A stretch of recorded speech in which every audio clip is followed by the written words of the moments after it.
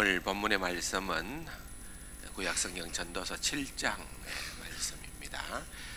1절에서 14절까지를 같이 읽도록 하겠습니다. 좋은 이름이 좋은 기름보다 낫고 죽는 날이 출생하는 날보다 나으며 초상집에 가는 것이 잔치집에 가는 것보다 나으니 모든 사람의 끝이 이와 같이 됨이라. 산자는 이것을 그의 마음에 둘지어다. 슬픔이 웃음보다 나음은 얼굴에 근심하는 것이 마음에 유익하기 때문이니라. 지혜자의 마음은 초상집에 있으되 우매한 자의 마음은 혼인집에 있느니라. 지혜로운 사람의 책망을 듣는 것이 우매한 자들의 노래를 듣는 것보다 나으니라.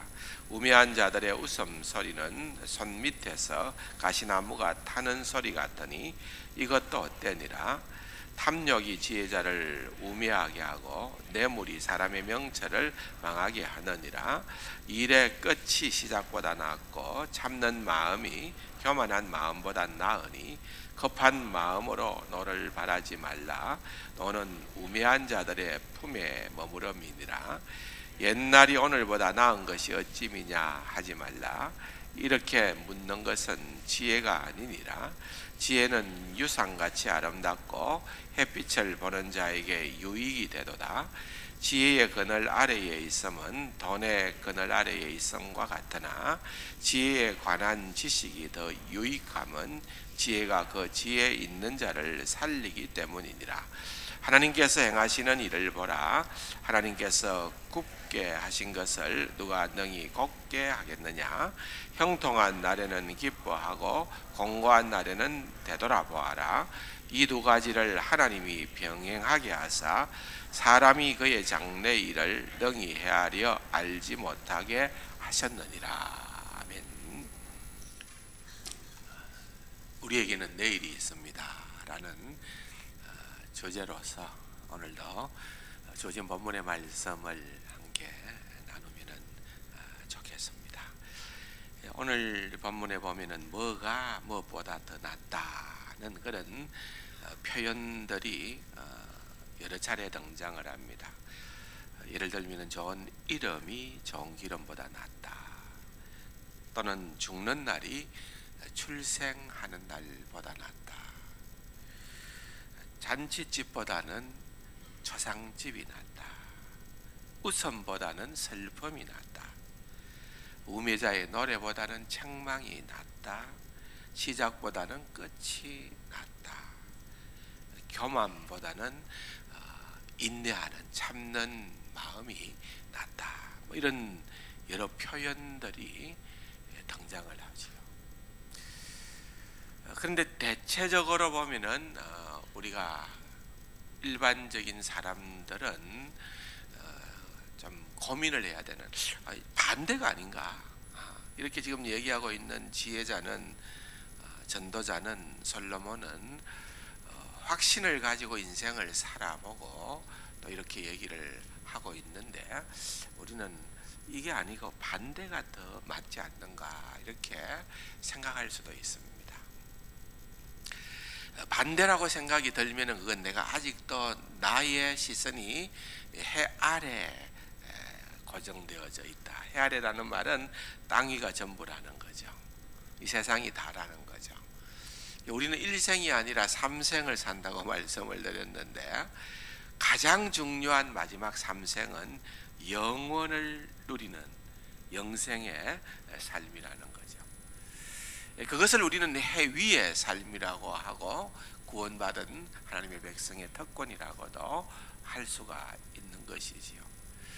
그렇게 해 위의 삶을 우리가 염두에 두고 살아가면은 이 땅의 모든 것에 다 결판을 봐야 되고 성부를 봐야 되고 여기서 반드시 내가 이겨야 되고 성공해야 되고 하는 것이 아니라 우리의 모든 주권을 하나님께 내어드리는 겁니다.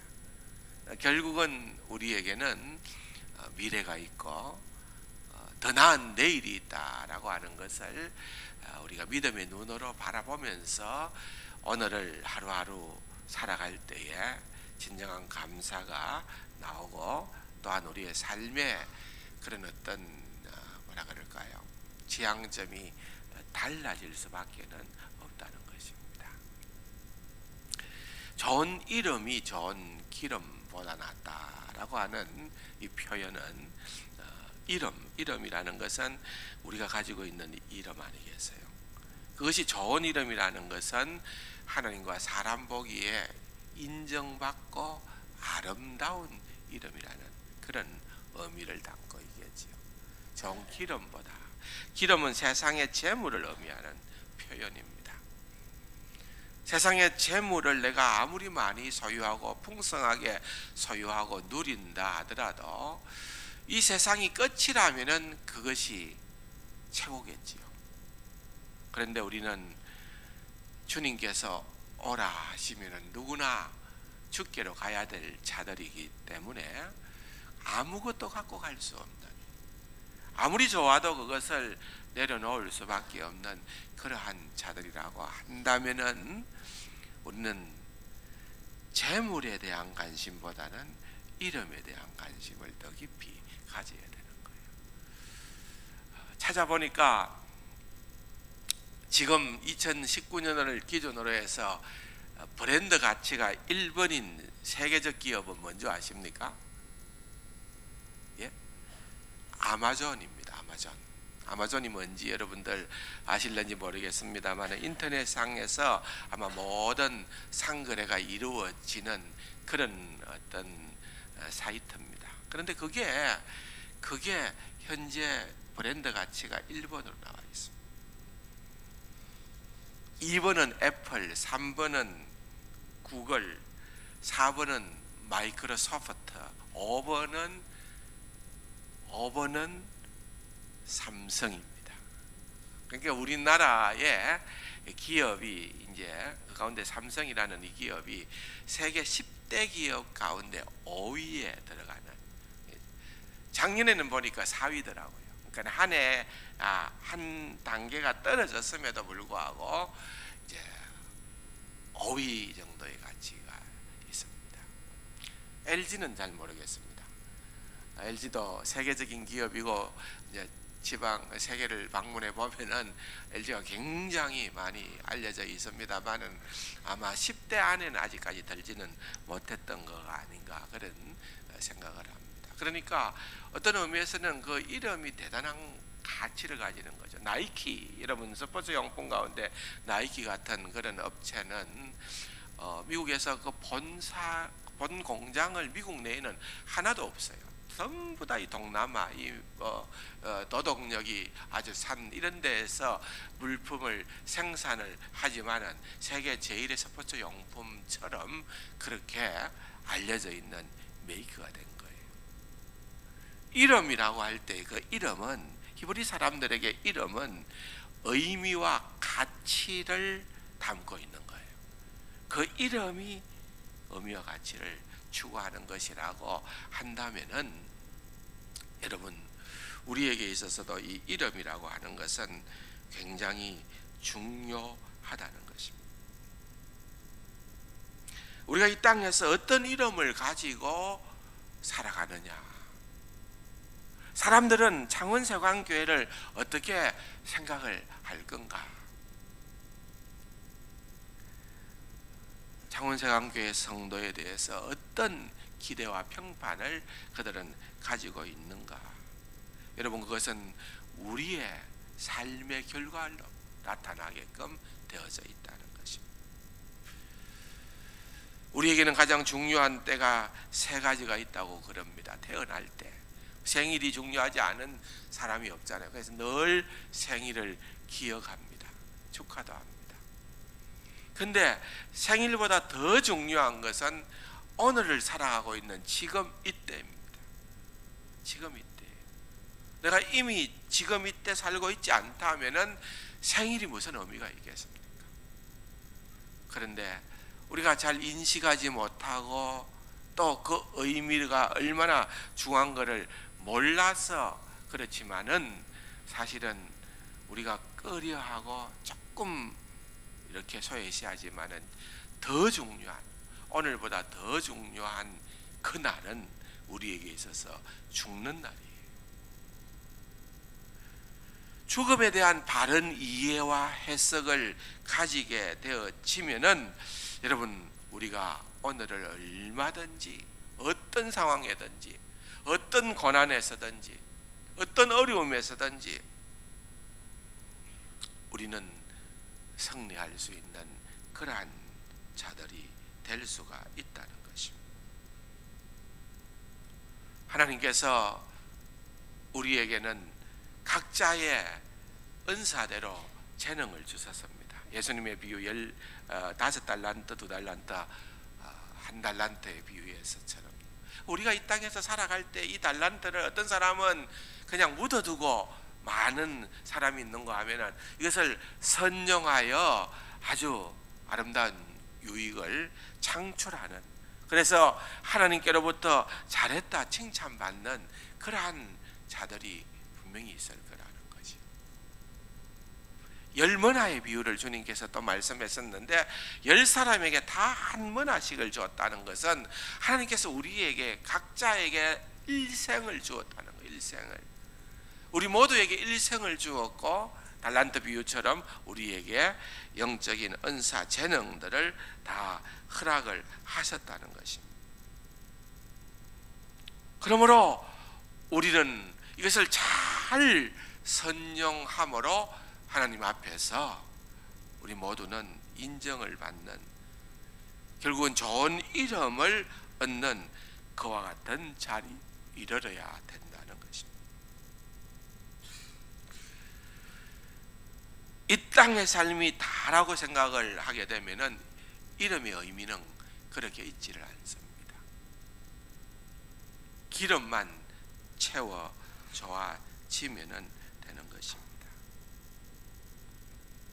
그러나 이름을 소중히 여기게 되어질 때에 그 사람은 세상이 감당할 수 없는 그러한 삶을 살아가게끔 되어 있습니다. 많은 사람들이 방문을 했던 그 신안의 그 어디입니까? 정도의 문중경 전도사님, 저는 아직도 못 가봤습니다만은 그분이 얼마나 귀한 분인가. 참 어릴 적에 일찍 결혼을, 아마 양가의 부모님이 그렇게 시켰는지는 모르겠습니다만은 일찍 결혼을 했지만은 남편이 그를 구박하고 다른 여자를 데리고 또 그렇게 하는 바람에 결국은 그 집에서 쫓겨나게 되어지고, 정말 뭐라 그럴까요? 이거 바느질 그 기술을 조금 연마를 해가지고서는 광주로 나와가지고 광주에서 그런 어렵게 생계를 꾸려가다가 전도를 받아서 교회에 다니게 되고, 이성봉 목사님, 부흥사에 있던 이성봉 목사님의 부흥 집회 때에 깊이 은혜를 받아서 나도 생을 이렇게 살아서는 안 되겠구나 하고는 그 길로 이제 신학원에 들어갑니다. 원래 유부녀는 받지 않는 그런 규정이 있어서 청강생으로 들어갔다가 아마도 워낙 귀하고 성실하게 일하니까 졸업을 하게 되었나 봐요. 다시 전도사가 되어서 이제 그 많은 고향 섬들을 다니면서 정말 복음을 전했습니다. 그 밑에서 귀한 인재들이 많이 났다는 거예요. 김중권 목사님 같은 분도 거기에서 났고, 정태기 목사님 말 것 없이 이런 많은 분들을 세우고, 결국은 이제 1950년도에 이분이 공산당이 끝까지 와서 6.25 사변 때죠. 그래서 처참하게 마지막 순교로 삶을 마감을 하는, 그러나 그분이 살아생전에 얼마나 주의 나라와 복음을 위해서 열심히 일을 했던지,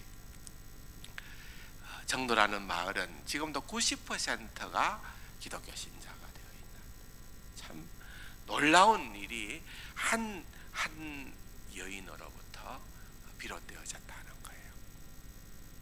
문중경 전도사님, 참 좋은 이름 같아요. 얼마나 그 이름이 귀한 이름이고 좋은 이름인가, 그렇게 한번 생각을 해봅니다. 젊은이들은 열심히 일하고 돈을 많이 벌려고 그러지요. 미국에 갔던 한 젊은이가 열심으로 일을 해서 돈을 참 많이 벌었나 봐요. 그런데 어떤 일이 계기가 되어서 돈도 또 좀 많이 날리기도 했나 봐요. 그래서 생각해 보니까 아무리 많은 돈을 가지고 있다 하더라도 이것이 내 돈은 아니구나. 내가 언제나 마음대로 사용할 수 있는 그런 돈은 아니로구나. 있을 때 내가 잘 써야 되겠구나. 이렇게 생각을 하고 이 젊은이가 한국으로 잠시 와서 이 성경, 여러분 이 성경을 아주 기가 막히게 이제 뭐랄까요, 앱을 만드는, 그래서 드라마 성경이라는, 여러분 갖고 계신 분도 있나요? 드라마 성경. 저는 최근에 들었어요. 근데 이게 참 공을 들여서, 몇 년의 공을 들여서 만들었는데 많은 성우들이 또 재능 기부도 하고 많이 그렇게 했지만 실제적으로 그것을, 드라마 성경을 제작하는 경비가 20억이 들었대요. 20억이 들었는데 20억을 들여서 그것을 제작을 하고 또 매년 그것을 운영하는 그 비용도 몇 억씩 든대요. 근데 그것을 이 청년이 다 부담을 해 가면서 드라마 성경이라는 앱을 만들어서 무료로 아무런 조건 없이 예수를 믿는 사람이든 믿지 않는 사람이든 누구든지 간에 그것을 깔고 그것을 언제든지 들을 수 있도록 하는 그런 아주 귀한 일을 하게 되어졌어요. 귀한 청년이죠. 아름다운 이름이요, 좋은 이름이 아닐 수가 없습니다. 열심히 살고 많이 벌고 그렇게 하는 것도 좋기는 하겠지만은 그것이 다는 아니라는 것입니다. 우리에게는 정말 더 가치 있는 것, 정말 더 소중한 것들이 있다는 것을 알고 그렇게 삶의 질을 달리하며 살아갈 수 있는 자들일 때에, 그렇게 삶을 살다가 주님 앞에 서게 되는 그 순간이 되어질 때에 그 사람은 언제나 감사하며 주님 앞에 나아갈 수가 있다는 것입니다. 성경에 보면은 사도 바울이 바로 대표적인 그런 인물이었습니다. 디모데후서 4장에 보면은 전제와 같이 내가 벌써 부어지고 나의 떠날 기약이 가까웠다. 떠날 기약이 가까웠다. 이제 이 땅에서의 삶을 떠날 기약이 가까웠다는 거죠. 나는 선한 싸움을 싸우고 나의 달려갈 길을 마치고 믿음을 지켰으니 이제 후로는 나를 위하여 의의 면류관이 예비되었으므로 주 곧 의로우신 재판장이 그날에 내게 주실 것이며 내게만 아니라 주의 나타나심을 사모하는 모든 자에게도 주시겠다. 여러분, 이 마지막 유언과도 같은 이 디모데후서에서 일생을 다메섹 도상에서 주님을 만나고 난 다음에 일생을 하나님께 주를 위해서 살았던 그러한 이 바울이 어디 한 구석에도 그의 생을 후회하거나 뭔가 잘못했다, 회한을 담고 있는 그러한 내용이 없다는 거예요. 얼마나 지금까지 이렇게 주님을 위해서 은혜 가운데서 이렇게 삶을 살았지만은 이제는 나를 위하여 더 나은 것, 의의 면류관이 예비되어져 있고 그것은 나뿐만 아니라 주의 나타나심을 사모하는 모든 자들을 위하여서도 주께서 예비를 하셨다. 얼마나 멋진 고백입니까?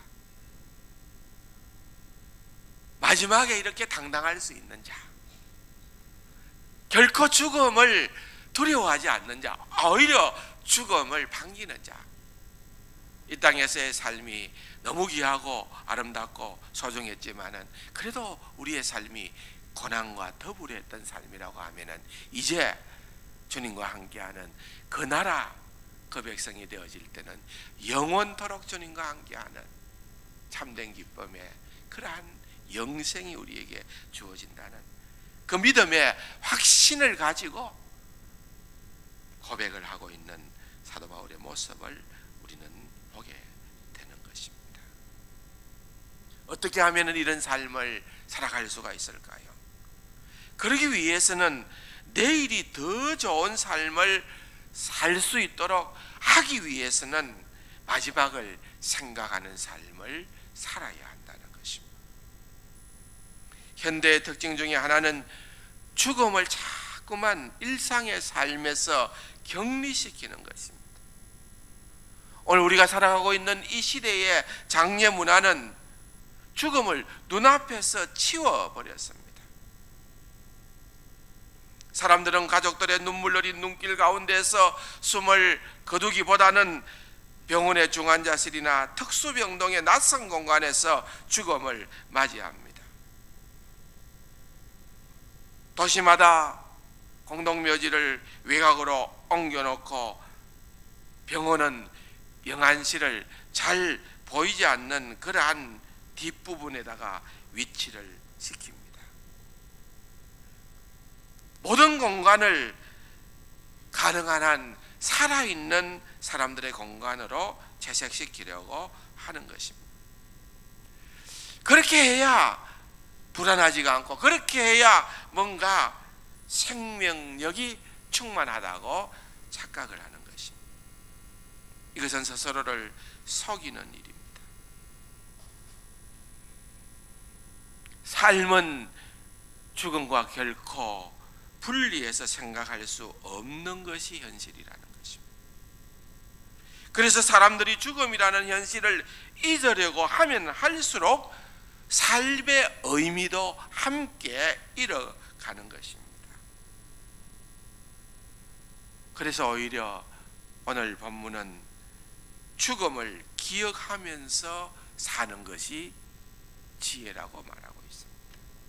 오늘 본문의 2절 보십시오. 초상집에 가는 것이 잔치집에 가는 것보다 낫다고 했습니다. 모든 사람의 끝이 이와 같이 됨이라 산자는 이것을 그의 마음에 둘지니라. 이렇게 권고하는 이유가 있습니다. 잔치집은 현재의 즐거움으로 인생의 마지막을 망각하게 하지만은 초상집은 인생의 마지막을 깊이 생각하게 해서 현재를 더욱더 의미 있게 살 수 있도록 만드는 것입니다.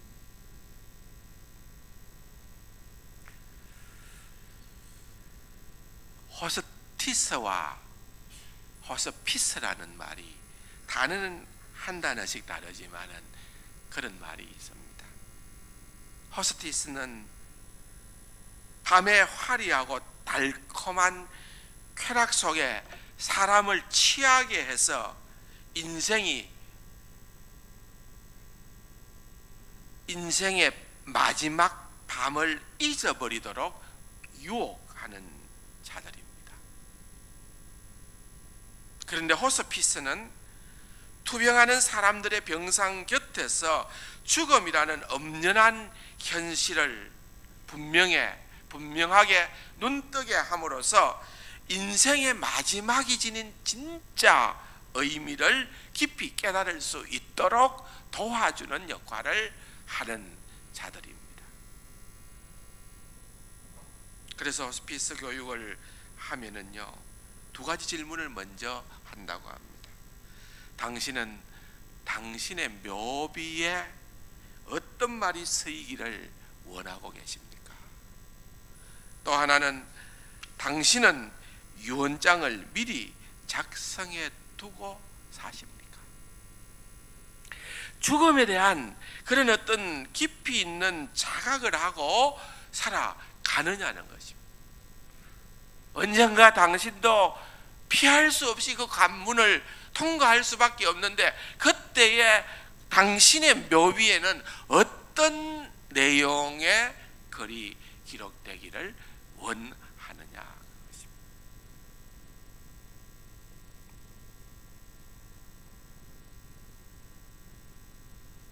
이 질문은 인생의 마지막을 미리 생각하게 할 뿐 아니라 현재 살아가는 삶을 다르게 만드는 그런 역할을 하게 된다는 것입니다.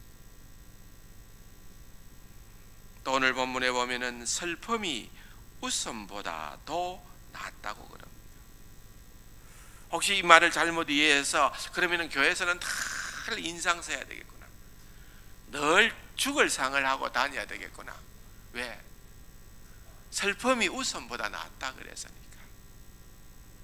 그런데 이 말의 진정한 의미는 여기서 말하는 슬픔이란 삶의 비관, 삶의 고난, 그런 것으로부터 비롯되어지는 슬픔과 근심을 말하는 것이 아니라 우리 인생의 깊은 반성 가운데에서 나오는 회개의 슬픔이에요.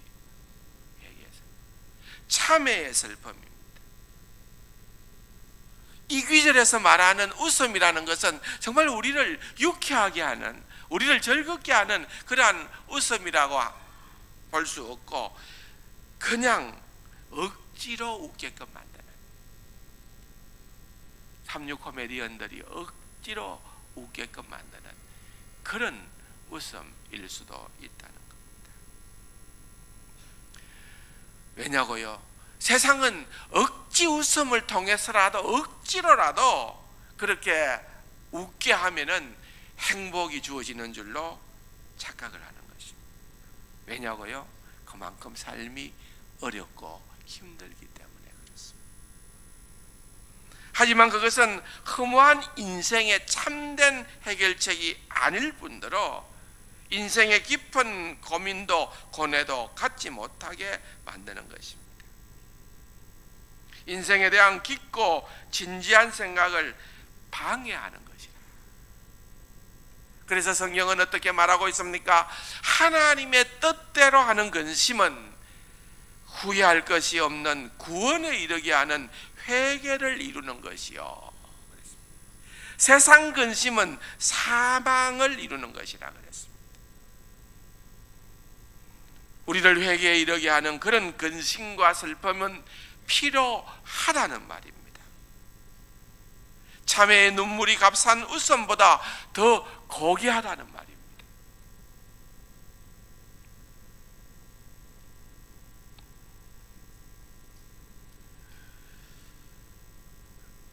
그러면 무엇이 우리를 그런 회개에 이르는 근심으로 이끄는 것일까요? 그 중에 하나가 바로 고난입니다. 오늘 본문 14절에 보면은 공고한 날에는 뒤돌아보라 그랬습니다. 어려운 일이 있을 때는 뒤돌아보라 라는 말은 좀 생각해보라 그 말입니다. 생각해보라. 오늘 우리가 살아가고 있는 이 세대는 좀처럼 묵상과 생각을 하지 않으려는 그런 경향들이 많습니다. 생각을 해보라는 것입니다. 고난이 올 때 우리는 자신과 인생을 다시 바라보게 되고 생각하게 되고 회개하게 되고, 그래서 하나님은 고난을 통하여 우리를 보다 성숙하게 해 주신다는 것입니다. 때로는 타인의 죽음을 통해서 우리에게 교훈을 줍니다.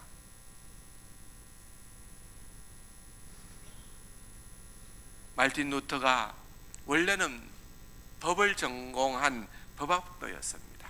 그런데 우리가 아는 것처럼 친구랑 어디를 가다가 그냥 갑자기 하늘에서 벼락이 쳤는데 자기가 같이 가는 그 친구가 벼락에 맞고 죽는 일이 벌어지는 겁니다.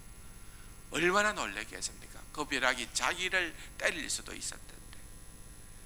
그래서 죽음 앞에서 이 법이 뭔 의미가 있는가 고민하고 생각을 하다가 그가 인생을 새로운 관점으로 나아가게 됐습니다. 신학도가 되었다는 말이죠. 그리고 그는 신학자가 되어진 겁니다. 때로는 우리 주변에 있는 그런 타인의 죽음 또는 어려운 일들을 만나는 것, 또 자신이 그렇게 되어지는 상황들을 경험을 하면서 우리는 하나님께서 우리를 다듬으시는 회개의 자리에 이르게 되어진다는 것입니다. 5절에는 지혜자의 책망을 듣는 것이 우매자의 노래를 듣는 것보다 낫다 그랬습니다. 사람은 나이가 들수록 뭔가 잘 주변의 권고를, 책망을 잘 들으려고 하지 않습니다. 그래서 나이가 40이 되면 부록이라 그래요. 부록이라는 말은 어떤 미혹에도 흔들리지 않는다라고 하는 좋은 의미도 있지만은 또 다른 말로 하면은 고집밖에는 안 남았다. 흔들리지 않는 거예요. 내 주장과 내 고집을 결코 양보하지 않는다는 거예요. 누가 무슨 말을 해도 마이웨이로 가겠다는 거예요.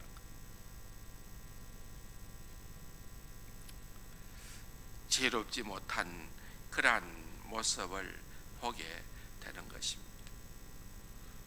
6절에 우매한 자들의 웃음소리는 손밑에서 가시나무가 타는 소리와 같으니 이것도 헛되도다, 그렇게 말을 하고 있는 것입니다. 사랑하는 성도 여러분, 8절에 보면은 일의 끝이 시작보다 낫고 참는 마음이 교만한 마음보다 낫다고 그랬습니다. 여기 교만한 마음이라는 말은, 여기 참는 마음이라는 말은 다른 말로 얘기하면 인내죠. 인내와 비교해서 반대되는 표현을 사용하기로 교만이라고 그래요. 좀 특이한 표현이죠. 여러분, 반대말이, 인내의 반대말이 교만이라는 거예요. 예를 들어 볼게요. 성경에 보면은 아브라함을 볼 수가 있습니다. 하나님께서 아브라함에게 내가 내 몸에서 난 씨로 인하여서 하늘의 별처럼 바다의 모래알처럼 내가 많은 자식을 허락하겠다고 그렇게 약속을 했습니다. 근데 아무리 기다려도 그들은 늙어갔지만은 하나님께서 약속하신 그 약속이 이루어지지를 않고 있거든요. 그러니까 자신들도 힘이 빠졌지만은 또 한편으로 걱정되는 것은 하나님입니다.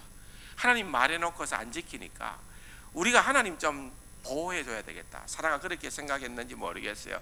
그래서 남편에게 얘기합니다. 내가 한 번은 눈 찔끔 감아줄 테니까 내 여종한테로 들어가라. 내 여종한테 들어가서 잠을 자고 여종으로 하여금 생명을 그렇게 넣도록 해라. 아브라함이 그 말을 들었지요. 여러분, 창조의 원리는, 하나님께서 우리에게 주신 창조의 원리는 일부일처제입니다. 그런데 아브라함이 그걸 놓치게 되는 거죠. 나름 뭐 어떤 식으로든 그것이 하나님의 약속을 실행하는 한 방법이 될 수 있다고 착각을 할 수도 있었겠지요. 그러나 그건 아니지요. 어떻게 됩니까? 그 결과 이스마엘이 출생을 하게 되어지자 하나님께서 침묵의 시간으로 들어갑니다. 하나님의 침묵의 시간이 13년이었습니다. 그 13년 동안 하나님이 침묵했다는 말은 하나님과 교통함이 없었다는 거예요. 여러분, 부모 자식 간에 자식이 잘못할 때에 자식은 어떤 생각이 있습니까? 이거 빨리 매 한 대 맞고 용서 받아야 되는데 정상관계가 회복되잖아요. 한 대 맞으면 정상관계가 회복되잖아요. 맞기 전에 늘 불안합니다. 근데 아버지가 계속 투명인간 취급이에요. 그냥 계속 무시해버린다는 거예요. 그러면은 아들은 내내 불안합니다. 여러분, 아무런 반응을 보이지 않는 것이 이게 좋은 게 아니에요. 여러분, 혹시 내가 죄를 짓는데, 내가 잘못하는데 하나님께서 너무 나를 사랑해서 나는 건드리지 않아. 과연 그렇습니까? 아니에요. 여러분, 그건요, 하나님의 무관심은 그게 정말 우리에게 참혹한 그것이 저주예요. 사랑은 관여해야 돼요. 13년 만입니다. 창세기 17장에 보면은 드디어 하나님께서 아브라함에게 나타나서 첫 마디가 뭔가 하면 나는 전능한 하나님이라고 그랬어요. 그 말은 무슨 말입니까? 내가 전능한 하나님인지 몰랐냐? 내가 네게 어떤 형편 가운데서도 자식을 주리라고 생각을 못했냐? 그 말입니다. 그러나 그 책망은 이제 하나님께서 아브라함에게 새로운 관계를 여시겠다고 하는, 하나님께서 그 관계를 정상화시키겠다고 하는 그러한 하나의 표현이라고 볼 수가 있는 거지. 여러분, 그냥 우리 교만은 좀 이렇게 폼 잡는 것, 내가 잘났다고 생각하는 것, 그걸 교만이라고 생각할지 모르지만은 성경이 말하는 교만은 무엇일까요? 그건 전적으로 하나님을 의지하지 않는 모든 태도를 의미하는 것입니다. 아브라함은 자기 생각이 앞선 거예요. 결국은 참지 못하고 자기 생각대로 한 것이 교만이라는 것. 성경은 기다림의 역사입니다. 오실 예수를 기다리고 다시 오실 예수를 지금 우리가 또 기다리고, 기다림의 역사라니까요. 겸손한 자는 기다리는 자입니다. 교만한 자는 하나님의 때, 하나님의 방식을 인정하지 못해서 늘 쳐줘야 하는 자, 자기 방식대로 하려고 하는 자가 교만한 자라는 것입니다. 사랑하는 성도 여러분, 우리에게는 이런 삶의 지혜가 있어야 될 줄로 믿습니다. 10절에 보면은 옛날이 오늘보다 나은 것이 어찌미냐 하지 말라, 이렇게 묻는 것은 지혜가 아닙니다. 어떤 사람은 늘 과거의 영광에 사로잡혀 살아가는 사람들이 있습니다. 내가 왕년에 이랬는데, 내가 과거에 이런 사람이었는데. 여러분, 믿는 사람들은 과거의 영광에 사로잡혀 있는 자들이 아니라 우리 앞을 보고 나아가는 자입니다.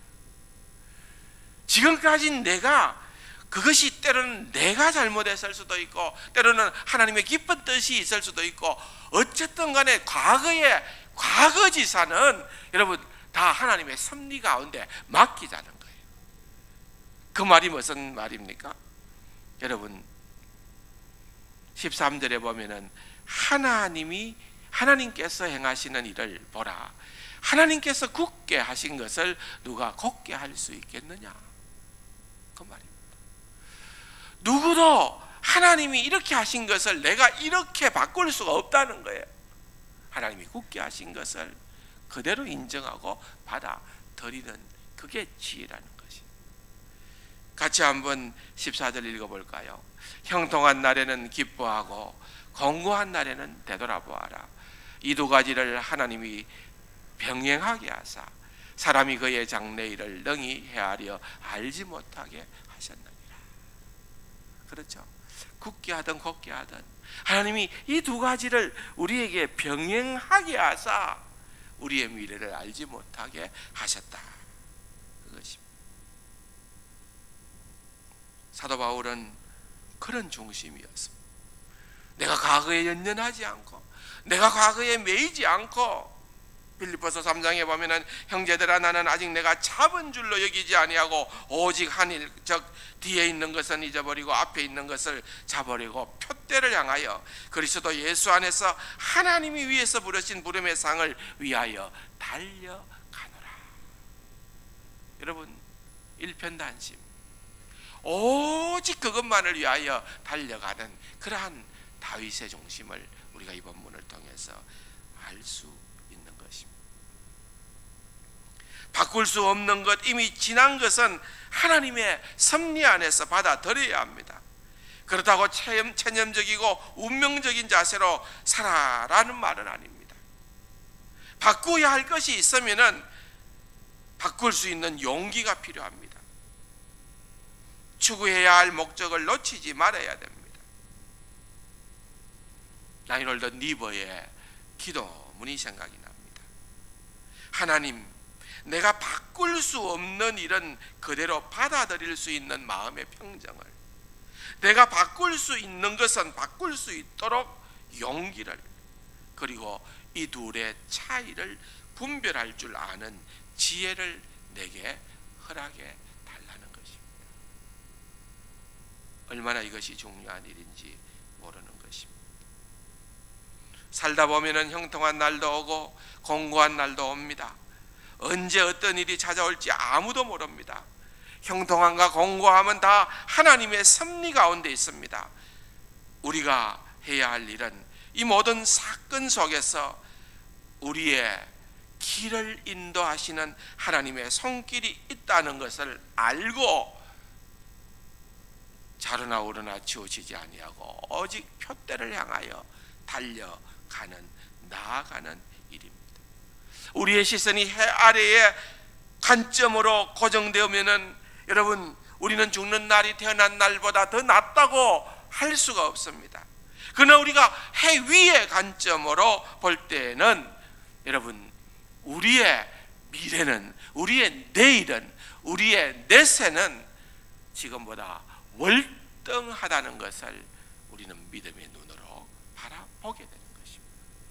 사랑하는 성도 여러분, 이것이 바로 우리의 삶의 현 주소인 것입니다. 우리에게는 더 좋은 내일이 기다리고 있습니다. 인생의 마지막 고린 지점에 들어섰을 때에 주님과 우리보다 먼저 신앙생활을 성공적으로 했던 귀한 믿음의 선배들로부터 박수갈채를 받게 될 것입니다. 그 소망을 결단코 놓치지 마시기를 바랍니다.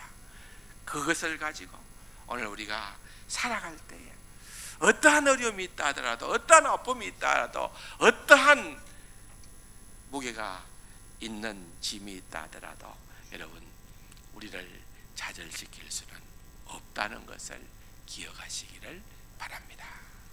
좋으신 아버지 하나님, 감사합니다. 오늘도 우리의 눈이 해 위를 바라볼 때에 내일이 있고 미래가 있고 소망이 있는 줄로 믿습니다.